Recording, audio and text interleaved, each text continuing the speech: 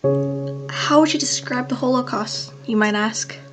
Well, there are no words that can truly describe the horrors of this event. Families were torn apart, identities were stripped, possessions were destroyed, freedom was taken away, and many, millions, were murdered.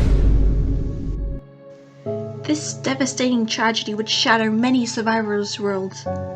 But not Renee Firestone. She was a fighter and never once gave up hope. After being separated from her family, isolated from the rest of the world, losing someone she loved, her sister, she stood strong, as we should too.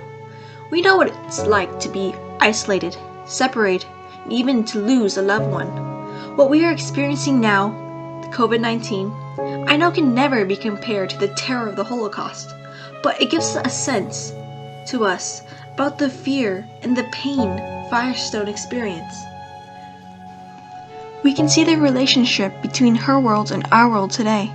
The first responders for COVID-19 and the survivors of the Holocaust, they both share that same sense of hope, the identical shared strength that keeps them going. It's that same shared strength that we ourselves must acknowledge and utilize. It is during events like these, events filled with revenge and hatred, that truly brings us together. These tragedies don't deprive our sense of humanity or destroy us. It instead makes us stronger. Renee Firestone is calling to us to stick together and extend a hand to our survivors. We have a mission to never let the world forget the horrors of the Holocaust. She urges us to tell her story. She quotes, "There are fewer survivors each year, and it is important for us to speak.